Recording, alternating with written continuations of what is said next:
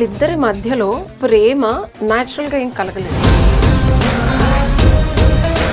Clear cut domestic violence, dowry harassment, death case. ఇప్పుడు అందరూ అందుకే చంపాడని మీరు వద్దన్నా కాన్షియస్లీ సబ్ కాన్షియస్లీ యాక్సెప్ట్ చేసి ఇదే నిజం అనుకుంటారు. కానీ జరిగింది పర్సనల్ లైఫ్ మొత్తం మీడియాలో పెట్టేసింది మేడం, అందుకే చంపేశాడని అన్నారు. నిజంగా జీవితం మొత్తం 4 గోడల్లో జరిగే సంసారం బయట పెడితే చచ్చే వరకు వచ్చే ప్రాబ్లమ్స్ కూడా బయట పెట్టాలి. సో అమ్మాయి మూమెంట్స్ అనేది రిస్ట్రిక్ట్ చేశాడు. చాలా క్రాఫ్ట్ గా వెల్ ప్లాన్డ్ గా మర్డర్ చేశాడు.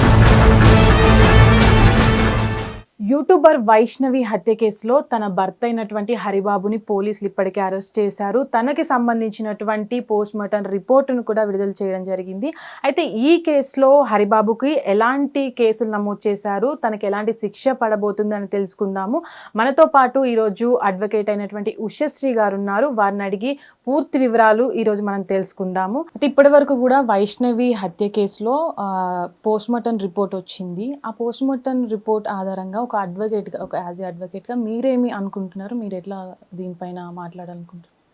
అంటే మనం ఓవరాల్గా కేస్ ఫ్యాక్ట్స్ని బట్టే మాట్లాడాలి వాణి.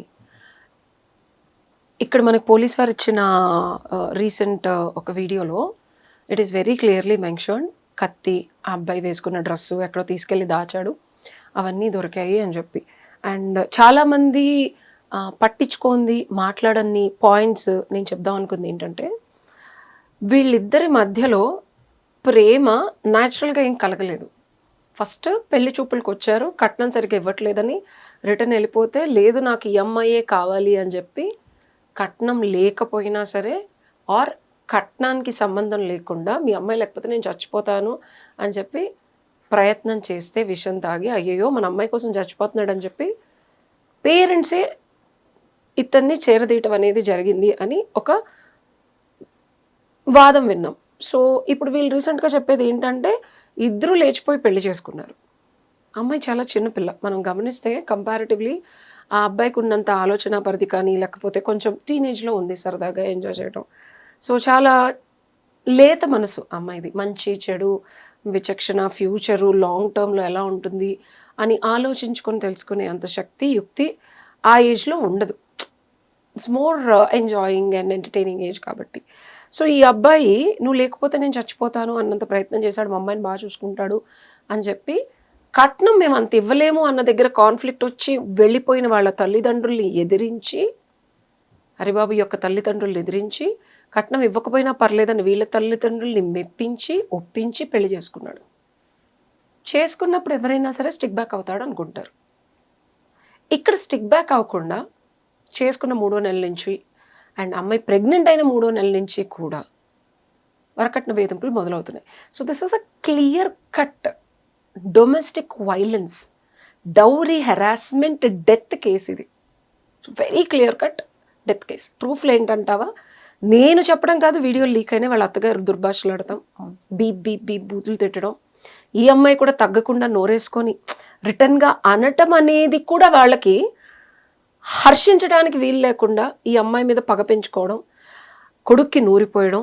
అండ్ ఈ అమ్మాయి కన్నా సరే బెటర్ ఆప్షన్స్ ఉన్నాయి, ఇంకొకళ్ళు కొన్ని లక్షలు కట్నం ఇవ్వడానికి రెడీగా ఉన్నారు, ఈ అమ్మాయిని వదిలించుకుంటే లేకపోతే వదిలించుకొని వస్తే అని వాళ్ళ తల్లిదండ్రులు ఇతన్ని ప్రేరేపించడం. అండ్ ఈ అమ్మాయి వాళ్ళ ఇంటికి వెళ్తే నువ్వు మా ఇంటికి వస్తావేంటి, ఉంగరం పోయింది అని చెప్పి ఎలిగేషన్స్ ఇసి రానికుండా చేయడం. So there is lot of mental, emotional, physical అయితే మనం చూడలేదు కత్తి చెప్పలేం, హెరాస్మెంట్, బ్రుటాలిటీ అండ్ ఇన్కన్సిస్టెంట్గా ఈ అబ్బాయి ఏదైతే తల్లిదండ్రులు వద్దు అని వెళ్ళిపోయిన బిహేవియర్ స్టిక్ బ్యాక్ అవ్వకుండా, అంటే దానికి కన్సిస్టెంట్గా లేకుండా మళ్ళీ వాళ్ళ దగ్గరికి వెళ్ళడం, మాట్లాడటం, ఈ అమ్మాయిని మళ్ళీ వాళ్ళ దగ్గరికి తీసుకెళ్లే ప్రయత్నం చేయడం, వాళ్ళు ఈ అమ్మాయిని తిట్టడం. అండ్ ఈ హరిబాబు అనే అతను ఇర్రెస్పెక్టివ్ ఆఫ్ లవ్, ఎఫెక్షన్ ఇవన్నీ ఉన్నా సరే డౌరీ, డబ్బులు, స్థలము, పొలము కోసం కన్సిస్టెంట్గా ఇంట్లో ప్రెషర్ చేయడం అనేది గమనార్హం. కానీ వైష్ణవి అంటే యూట్యూబ్ ఛానల్లో మనం చూసినట్లయితే తను ప్రతిసారి కూడా తన భర్తకి హరిబాబుకి వేరే ఎఫ్ఐఆర్ ఉంది, తను ఫోన్ ఇవ్వట్లేదు అని కూడా చాలా వీడియోస్లో చెప్పింది. అంటే చాలామంది ఏమైనా కామెంట్ చేస్తున్నారంటే సోషల్ మీడియాలో కావచ్చు, పర్సనల్ లైఫ్ని అట్లా పబ్లిక్గా ఒక ప్లాట్ఫామ్ మీద పెట్టడం ఎంతవరకు కరెక్ట్, దీనివల్లనే తన భర్త ఎఫెక్ట్ అయ్యాడని కూడా చాలామంది అటు హరిబాబుకు కూడా సపోర్ట్ చేస్తున్న పరిస్థితి. దీన్ని మీరు ఎలా చూస్తారు? పురజనులందరూ అంటున్నానని కాదు, కానీ ఒక మాట ఉంటే ఆ మాటని ఒక 10 మంది నుంచి లక్ష నుంచి 10 లక్షలు, 10 లక్షల నుంచి 1 కోటి మందికి ఇదే వాదం, వివాదం, ఉపవాదం అవుతుంది. ఈ మాట హరిబాబు కేసుని తప్పుదావి పట్టించడానికి, తప్పించుకోవడానికి మాట్లాడిన మాటలు. ఎందుకంటే పోలీసులకి ఫస్ట్ పట్టుపడిపోయినప్పుడు ఎందుకు చంపేశామంటే ఏం చెప్పాడు హరిబాబు? తను రీల్స్ చెయ్యొద్దని చెప్పినా సరే సోషల్ మీడియాలో యాక్టివ్గా ఉంటుంది కాబట్టి నాకు కోపం వచ్చింది అని చెప్పేసి తను చంపేశాను కూడా తను ఒకసారి చెప్పారు. ఎగ్జాక్ట్లీ కదా. ఈ మాటని పట్టుకొని ఇప్పుడు అందరూ అందుకే చంపాడని మీరు వద్దన్నా కాన్షియస్లీ సబ్ కాన్షియస్లీ యాక్సెప్ట్ చేసి ఇదే నిజం అనుకుంటున్నారు. కానీ జరిగింది ఏంటి? వాళ్ళిద్దరు అంటే సోషల్ మీడియాలో మనం ఇప్పుడు ఎక్కువ జరిగింది ఏంటి? కట్నం ఇవ్వలేనందుకు వదిలేసి వెళ్ళిపోవడం వాళ్ళ తల్లిదండ్రులు, ఈ అమ్మాయిని కట్నం కోసం వేధించడం. బికాస్ అప్డేటెడ్ బిఎన్ఎస్ ప్రకారం సెక్షన్ 80 వస్తుంది. డౌరీ హెరాస్మెంట్ విత్ డెత్, బ్రూటల్గా చంపాడు. అంతేనా? కట్నం ఇవ్వమని, డబ్బులు ఇవ్వమని ప్రేరేపించి, లేకపోతే ఇబ్బంది పెట్టి, కొట్టి, తిట్టి, మెంటల్గా హెరాస్ చేసి, ఎమోషనల్గా డాంట్ చేసి, పెనుగులాటలు. వాళ్ళ తల్లిదండ్రులు కూడా చెప్తూ ఉన్నారు నిన్ను చంపేస్తాం, అది ఇది చేస్తే నలుగురిలో పెడితే ఎక్కడ చంపుతాడులే అమ్మ అని అంటున్నారని వాళ్ళ అమ్మగారు ఏడుస్తున్నారు అక్కడ. కానీ ఇన్ని వీడియోస్ చేసిన వైష్ణవి తన హస్బెండ్ వేరే రిలేషన్ ఉందని చెప్పిందే కానీ తన భర్త ఎప్పుడు తను కొడతాడని కానీ ఎక్కడ ఏ వీడియోలో కూడా చెప్పలేదు. ఇదే పాయింట్ నీ నోట్లో రావడానికి నేను ప్రశ్న అడిగా. పర్సనల్ లైఫ్ మొత్తం మీడియాలో పెట్టేసింది మేడం, అందుకే చంపేశాడని అన్నావు. నేనలే సోషల్ మీడియా కదా అంటుంది. అంటే నీ ప్రశ్న వచ్చింది అంటే అది ఒక కాన్షియస్గా యాక్సెప్టబుల్ ఫ్యాక్ట్ కింద. బట్ రియాలిటీలో నిజంగా అమ్మాయి జీవితం అంతా బయటపడితే అది prank videos. Explanation for what you asked is, ఆ అమ్మాయి పెట్టిన ప్రతిదీ prank. Most of them are prank videos. చూస్తే నువ్వు ప్రాపర్గా చూడాలి వీడియోస్. ఓకే, సో నిజంగా జీవితం మొత్తం 4 గోడలో జరిగే సంసారం బయట పెడితే చచ్చే వరకు వచ్చే ప్రాబ్లమ్స్ కూడా బయట పెట్టాలిగా. నన్ను తిడుతున్నాడా, నువ్వు కొడుతున్నాడా, నువ్వు మత్తందను, ఇదందను, అదందను, ఎక్కడ పెట్టలా. So this is a camouflaged facts of reality. అమ్మాయి పెట్టిన ప్రతి video it's a crafted, well narrated story, written and executed. అంతేగాని అతనేదో ఒక అబద్ధాన్ని నిజం చేయడానికి, ఒక తప్పుదో పట్టించడానికి చెప్తే అదే నిజమని ఉట్టెత్తి చేలో పడ్డట్టు నమ్మటం అనేది, మనం కొంచెం విచక్షణ రహితంగా ఉండటానికి వాళ్ళు అలా చెప్తారు. మనం కూడా విచక్షణ కోల్పోయి అదే నిజం అని చెప్పి ఒక ఊబిలో పడిపోతాం. So that's not the truth. The truth is he's been completely influenced by his family. వాళ్ళ అమ్మ నాన్న చెప్పినట్టు ఇతను విని, వాళ్ళ ప్రలోభం అవనివ్వు, లేకపోతే వాళ్ళు చెప్పినట్టు ఇతను నడుచుకొని ఈ అమ్మాయిని ఏదో రకంగా వదిలించుకొని వస్తే ఎక్కువ డబ్బులు కట్నం ఇచ్చి పెళ్లి చేసుకోవడానికి రెడీగా ఉండే సంబంధం ఉంది కాబట్టి it's a pre planned murder. కత్తి అనేది పెట్టుకున్నాడు కదా, ఇన్సేన్ మైండ్ ఎట్లా అవుతుంది?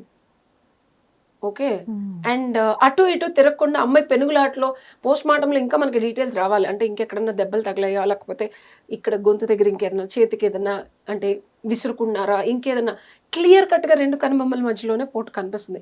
సో అమ్మాయి మూమెంట్స్ అనేది రిస్ట్రిక్ట్ చేశాడు. చాలా క్రాఫ్ట్గా వెల్ ప్లాన్డ్గా మర్డర్ చేశాడు ఇది. కానీ ఆ చనిపోయిన వైష్ణవి హత్య జరిగిన రాత్రి కావచ్చు, వాళ్ళ ఫ్యామిలీ, వైష్ణవి వాళ్ళ ఫ్యామిలీ అంతా కూడా వాళ్ళతోనే ఉన్నారు. కానీ ఆ టైంలో అంత అంటే రక్త మడుగుల్లో ఉందని వైష్ణవి వాళ్ళ ఫ్యామిలీ చెప్తుంది. కానీ ఆ సౌండ్స్ అనేవి బయటికి రాకపోవడం, ఆ రీజన్ అంటే వాళ్ళిద్దరి మధ్య ఏం జరిగి ఉండొచ్చు అని.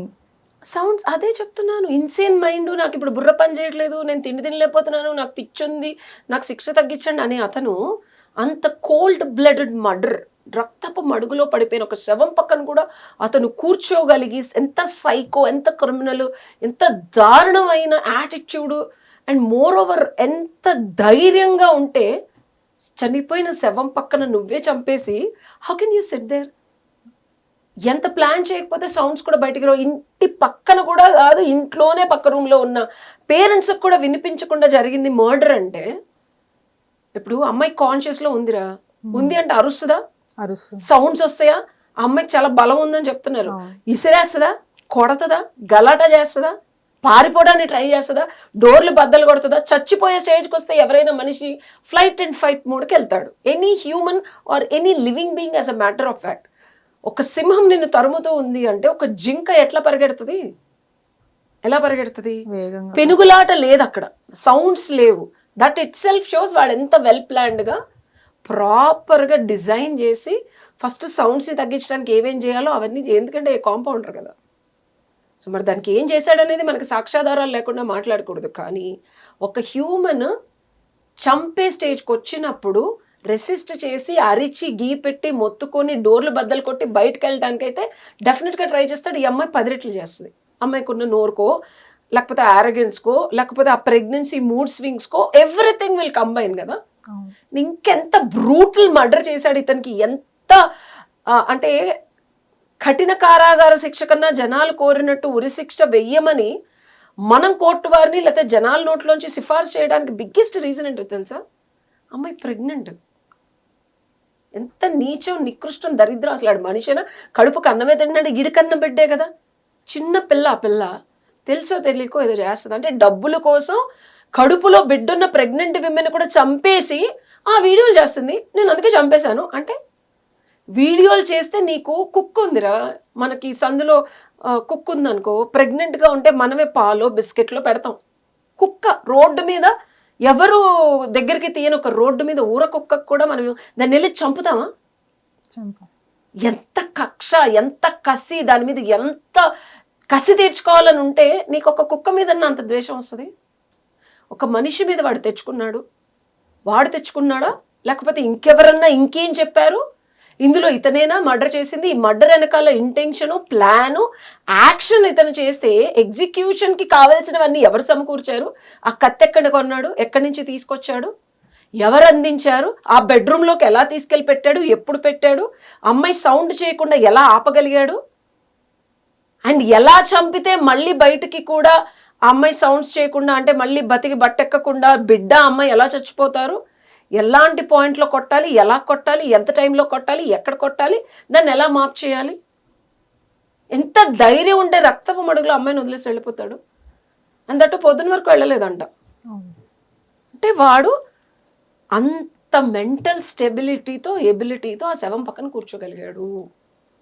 కానీ ఈ మధ్య మనం ఎక్కువగా సోషల్ మీడియాలో మనం ఎక్కువ చూసినట్లయితే సోషల్ మీడియా ఇన్ఫ్లుయెన్సర్ల మధ్యనే ఇలాంటి గొడవలు, ఇలాంటి హత్యలు అనేవి చాలా ఎక్కువగా మారుతున్నాయి. దీనికి రీజన్ ఏమంటారు? అంటే అమ్మాయి అబ్బాయి ఇద్దరు సోషల్ మీడియాలో ఉంటున్నారు, యూట్యూబ్లో వ్లాగ్స్ చేసి అప్లోడ్ వాళ్ళ పర్సనల్ ఇష్యూస్, ఇప్పుడు వైష్ణవి కేసులో కావచ్చు.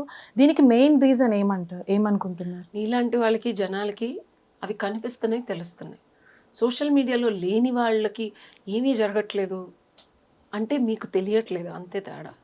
అవి బయటకు రావట్లేదు. యాజ్ అన్ అడ్వకేట్గా day in day out we see lot of cases. మీడియాలో రాలేదు, జనాలకి తెలియలేదు కాబట్టి అన్యాయం జరగట్లేదు, చావులు జరగట్లేదు అంటే మిథ్య.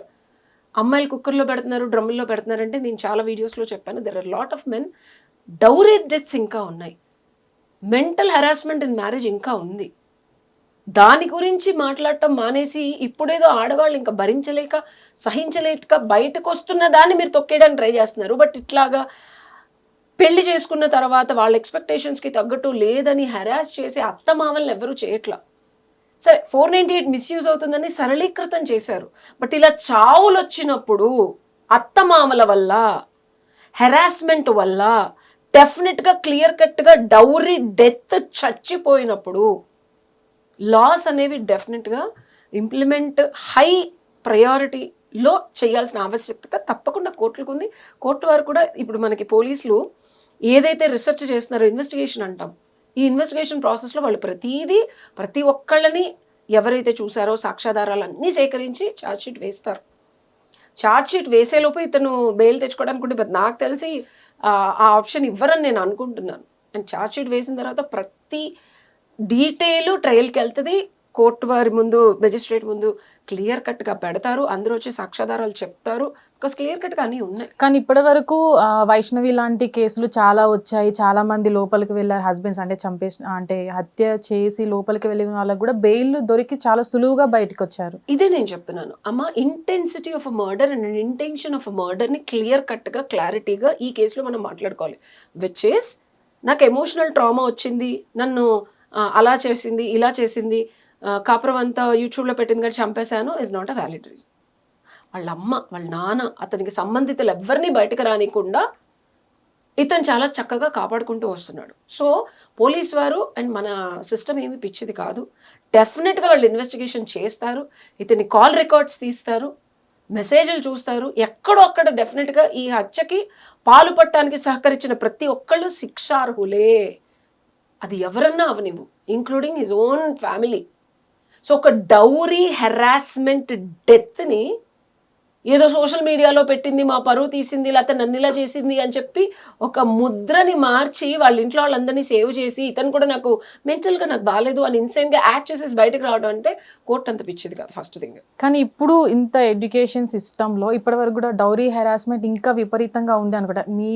మీరు ఇప్పటి వరకు చూసిన కేసులలో డౌరీ హెరాస్మెంట్ ఇంకా అదే కొనసాగుతుందని 100% ఉంది, 100% ఉంది. నాకు అర్థం కాని విషయం ఏంటంటే, ఒక ఆడపిల్ల ఉద్యోగం చేస్తూ ఆ జీతం అంతా ఇచ్చేయాలి, ఇంట్లో పని చేయాలి, బిడ్డల్ని చూసుకోవాలి, మళ్ళీ అత్తమామల ఎక్స్పెక్టేషన్స్కి తగ్గట్టు ఉండాలి, వాళ్ళ ఫ్యామిలీ ఏదైతే చెప్తుందో అది వినాలి, భర్త ఉద్యోగం చేసినా చేయకపోయినా సరే తగ్గి ఉండాలి, ఒగ్గి ఉండాలి అని రూల్స్ పెట్టే ఈ సొసైటీ అత్తమామలకి డెఫినెట్గా రివల్యూషనరీ జడ్జ్మెంట్స్ అండ్ పనిష్మెంట్స్ వస్తాయి. Because this has not been heard or seen. Supreme court ఏమీ వినకుండా చూడకుండా ఉండదు. We will definitely get an updated judgement soon, where ఇంకొకసారి ఇప్పుడు రీసెంట్ జడ్జ్మెంట్ వచ్చింది, ఇంట్లో మేడ్ని తీసుకోలేదు మీరు, ఆవిడ వండి పెట్టి అంట్లు తోమడానికి మీరు కూడా షేర్ చేసుకోవాలని. సో అదొక డిఫాల్ట్. ఇంట్లో వంట చేయట్లేదు, బట్టలు ఉతకట్లేదు, ఇల్లు సర్దట్లేదు అనే కాన్స్టెంట్ కంప్లైంట్ అత్తమామలు చేసేదానికి ఇది ఒక దిక్సూచి. వాళ్ళు అంటే కూడా వాళ్ళని కూడా తీసుకెళ్ళేసే సిచ్యువేషన్స్. అట్లనే అసలు డౌరీ తీసుకోవడమే తప్పు, డౌరీ హెరాస్మెంటే ఇది నెక్స్ట్ లెవెల్, ఇది ఇంకా నెక్స్ట్ బిగిస్తారు కోర్టు వారు. అంటే ఇప్పటివరకు జనాల్లో ఉన్న ఆలోచన ఏంటంటే ఇలాంటివి జరుగుతాయి, చాలా మంది లోపల జైలుకి వెళ్తారు, త్వరగా బయటికి వస్తారు, న్యాయం అనేది తొందరగా దక్కట్లేదు అనేది ఒక జనాల్లో ఉన్న ఆలోచన. దానికి మీరేం సమాధానం?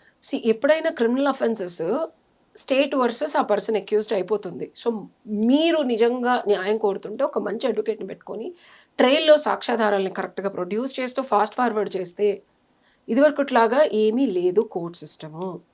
ట్రయల్ అనేది మనం తొందరగా క్విక్ డేట్స్ని రిక్వెస్ట్ చేసి జడ్జి గారిని, మాకు ఈ బాధ ఉంది, మాకు న్యాయం జరగాలి అని చెప్పి సరైన అడ్వకేట్ని పెట్టుకుంటే, ఇప్పుడు చెట్టు కింద ప్లీడరు వర్సెస్ ఇప్పుడు RMP doctor versus government hospital versus ఒక చిన్న hospital versus speciality hospital versus multi speciality hospital versus biggest international hospital. తేడా ఉందా? అడ్వకేట్లో కూడా అలాగే ఉంటారు. అండ్ ఇండియాలో మనకున్న bar council of India rules ప్రకారం అడ్వకేట్స్ అడ్వర్టైజ్ చేసుకోవడానికి లేదు. కాబట్టి ఇందులో ఎవరు ఏంటి, ఒక RMP doctor is equal to multi speciality hospital అడ్వకేట్లు అనే కనిపిస్తారు బయటికి. అది మీరు తెలుసుకోవాలా. మీరు తెలుసుకొని ఆ అడ్వకేట్ దగ్గరికి వెళ్ళాం కదా కేసు అయిపోద్ది అంటే అసలు ఆ అడ్వకేట్కి ఏం తెలుసు? ఆ అడ్వకేట్ వెళ్ళి ఇప్పుడు ఒక డాక్టరు మల్టీ స్పెషాలిటీ హాస్పిటల్కి వెళ్తే అప్డేటెడ్ ఎక్విప్మెంట్ ఉంటుంది, నీకు గంటలో సర్జరీ చేసే ఎక్విప్మెంట్ ఉంటుంది. నువ్వు అదే ఆర్ఎంపీ డాక్టర్ గవర్నమెంట్ హాస్పిటల్కి వెళ్ళి నాకు గంటలో తగ్గలేదంటే గవర్నమెంట్ హాస్పిటల్కి ఏం పని? కానీ అడ్వకేట్స్ ప్రాక్టీస్ వేరైనా చదువు ఒకటే కదా. నేను అదే చెప్తున్నా, ఇదే మీకు అర్థం కాని విషయం, ఇది చాలా క్లియర్గా ఎక్స్ప్లెయిన్ చేస్తున్నా. ఇక్కడ డాక్టర్ గవర్నమెంట్ హాస్పిటల్లో చదువుకున్నాడుగా, ఇక్కడ మల్టీ స్పెషాలిటీ హాస్పిటల్లో పనిచేసే డాక్టర్ చదువుకున్నాడుగా, లేకపోతే ఎంబీబీఎస్ అయితే ఊరికే ఇవ్వరుగా పుక్కట్లో, ఎల్ఎల్బి ఊరికే ఇవ్వరుగా. మరి ఎందుకు ఈ డాక్టర్ ప్రాక్టీస్ చేస్తే నువ్వు ఒక గంట ఆపరేషన్కి 50 lakhs తీసుకుంటే ఇదే డాక్టరు ఆపరేషన్ చేయడానికి ఫెసిలిటీస్ ఏమీ ఉండవు, ఈ డాక్టర్కి నువ్వు 100 రూపాయలు 50 రూపీస్ ఫీజు ఇచ్చి ఇది ఎలా ఎక్స్పెక్ట్ చేస్తావు? ఎలా ఎక్స్పెక్ట్ చేస్తావు? అడ్వకేసీలో అడ్వకేట్లు కూడా అంతే. అది చాలా మందికి అర్థం కాదు. నాకు కూడా చాలా మెసేజ్లు, మాకు ఈ ప్రాబ్లం ఉంది వినండి, గంటగా 2 గంటలు 3 గంటలు 5 గంటలు వాళ్ళ ప్రాబ్లం వింటే కోర్టుకు వెళ్ళాలి, నా కేసెస్ ప్రిపేర్ అవ్వాలి, పుక్కట్లో ఫ్రీగా ఫ్రీ కన్సల్టేషన్ చేయాలంటే it's like ability to produce result. ఇక్కడ ఆపరేషన్లో రిజల్ట్ నీ జీవితం, నీ బ్రెయిన్ ఓపెన్ అయిపోయి బ్రెయిన్ సర్జరీ నీ బుర్ర బాగు చేస్తుంది. నువ్వు గవర్నమెంట్ డాక్టర్ దగ్గరికి వెళ్ళి నా బుర్ర ఓపెన్ అయిపోయింది నాకు సర్జరీ చేయండి అంటే అసలు ఆడు ఎందుకు చేస్తాడు? ఫస్ట్ థింగ్, డబ్బులు అక్కడ గవర్నమెంట్ ఇస్తుంది, 1,00,000 మంది ఉంటారు. Okay, and more over responsibility ఉన్నా లేకపోయినా ఇక్కడ యాటిట్యూడ్ ఆఫ్ డాక్టర్ ఎలా ఉంటుంది, ఇక్కడ ఎలా ఉంటుంది. సో సేమ్ థింగ్ ఎడ్యుకేసీలో కూడా ఉంటుంది. అది మీకు తెలియకపోవడం అనేది చాలా దౌర్భాగ్యం. అంటే తెలియకపోవడం అంటే మనం తెలియకపోవడం పక్కన పెడితే తెలియకపోవడమే అంటే తెలియకపోవడం అంటే ఆ చదివే వాళ్ళకి మాత్రమే తెలుస్తుంది కానీ బయట ఉన్న సొసైటీకి అక్కడ ఎగ్జాక్ట్ గా కోర్టులో ఏం జరుగుతుందో బయట మనకు కోర్టులో ఏం నీకు లోపల ఆపరేషన్ లో బుర్ర ఏ నరుకి తీసుకెళ్లి ఏ నరుకి కొడుతున్నాడో మీకు తెలియక్కర్లా. కొన్ని న్యాయస్థానాలు కొన్ని కేసులు సుమోటోగా తీసుకొని అంటే విచారణ జరిపిస్తాయి అన్నమాట. సో ఇట్లాంటి కేసులు అంటే వైష్ణవి లాంటి కేసులు ఏవైతే ఉంటాయో వాటిని కూడా అట్లనే తీసుకొని చేయడం అంటే కుదరదు. అంటే మీకు తెలిసిన దాన్ని బట్టి మీడియాకి వచ్చిన ప్రతి కేసుని తీసుకొని చేయాలని లేదు, అదే చెప్తున్నా. ఏ కేసుని చేయాలి అనేది అర్హతని అది గెలుచుకోవాలి ఆ కేసు, దెన్ డెఫినెట్గా ఇట్ కెన్ బి డన్. అంటే ఇప్పుడు వైష్ణవి తన కేసులో మనం చూసినట్లయితే తను వీడియోలలో కూడా చాలాసార్లు తన హస్బెండ్ గురించి చెప్పడమే జరిగింది, కానీ తన ఫ్యామిలీ అంటే తన ఫ్యామిలీ మీద తన అత్త గురించి తన ఆడియో లీక్, తను చనిపోయిన తర్వాత ఆడియో లీక్ అయింది, కానీ తన అత్తమామ గురించి కానీ హెరాస్ చేశారని ఎక్కడా కూడా చెప్పలేదు. పాయింట్ నేను నొక్కి వక్కాడిస్తున్నా. సోషల్ మీడియాలో పర్సనల్ లైఫ్ పెట్టడం వల్లే అమ్మాయి జీవితం ఎంతవరకు వచ్చింది, చచ్చిపోయింది, చంపేశాడు అంటున్నారు. ఆ అమ్మాయి తన పర్సనల్ లైఫ్ ఎక్కడా పెట్టలేదు. కంటెంట్ కోసం ఏం చేయాలో మీడియాలో ఒక ఇన్ఫ్లుయెన్సర్గా ఏం మాట్లాడాలో అదే మాట్లాడింది, క్యూరేటెడ్ కంటెంటే. కానీ ఎక్కడ అమ్మాయి పర్సనల్ లైఫ్ కానీ అమ్మాయి ఎమోషన్స్ కానీ అమ్మాయి ఫీలింగ్స్ కానీ అమ్మాయిని ఎవరు ఏం చేస్తున్నారని కానీ ఎక్కడా లేదు. అది ఉంటే కనుక ఈ పాటికి వెళ్ళి వాళ్ళ అత్త మామని కొట్టేసేవాళ్ళు, కానీ వీళ్ళమ్మా నాన్న వీళ్ళన్నలే. ఫైనల్ గా అంటే వైష్ణవి కేసు మీద మీరు ఏం చెప్తారు? Vaishnavi case is a brutal harassment and dowry death from husband and his family. Section BNS sections వస్తాయి, ఈటీ వస్తుంది, 498 పాత 498 ఇప్పుడు 85 ఈ సెక్షన్స్ అన్నీ వస్తాయి. It's a clear cut dowry harassment death ఇది, and a murder, pre planned murder. దీనికి సంబంధించిన ఇంప్రిజన్మెంట్స్ వాడికి కావాల్సిన అన్ని రకాలుగా ఎలా చేయాలో అలా చేసేసిన తర్వాత సరదాగా తప్పించుకుందామంటే అయితే కుదరదు. Including his family are held responsible for the death. అందరికీ శిక్ష పడుతుంది కూడా. బికాస్ ఫ్యాక్ట్స్ ఇన్వెస్టిగేషన్ అయితే ప్రాపర్గా పోలీస్ వారు దీన్ని చక్కగా ఛార్జ్ షీట్ వేస్తారు, అందరూ వస్తారు, సాక్షులు కూడా డెఫినెట్గా చూసిన వాళ్ళందరూ చెప్తారు కదా. ట్రయల్ ఫాస్ట్ ఫార్వర్డ్ చేసి డెఫినెట్గా శిక్ష అయితే పడుతుంది. ఓకే, థ్యాంక్ యూ అండి, థ్యాంక్ యూ.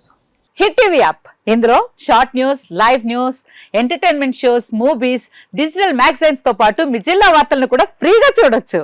ఇంకెందుకు ఆలస్యం, వెంటనే హిట్ టీవీ యాప్ ని డౌన్లోడ్ చేసుకుని ఫ్రీగా ఎంటర్టైన్మెంట్ పొందండి. Hit TV app. Hit TV app. Please download hit TV app. Hit TV app ని ఫ్రీగా డౌన్లోడ్ చేసుకొని ఎంజాయ్ చేయండి. మీకు నచ్చిన ఎంటర్టైన్మెంట్ కోసం హిట్ టీవీ యాప్ ని ఫ్రీగా డౌన్లోడ్ చేసుకొని ఎంజాయ్ చేయండి. హిట్ టీవీ యాప్ ని డౌన్లోడ్ చేసుకుని ఆస్వాదించండి, ఆశీర్వదించండి. ఇంతమంది సెలబ్రిటీలు హిట్ టీవీ యాప్ ని డౌన్లోడ్ చేసుకోండి అని చెప్తున్నారంటే ఎంత మంచి యాప్ ఆలోచించండి.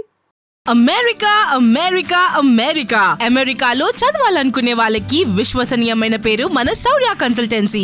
UK లో 1 year masters, UK లో 1 year masters, 2 years work permit up to 5 years visa. Contact Saurya Consultancy. Contact 89851 89851.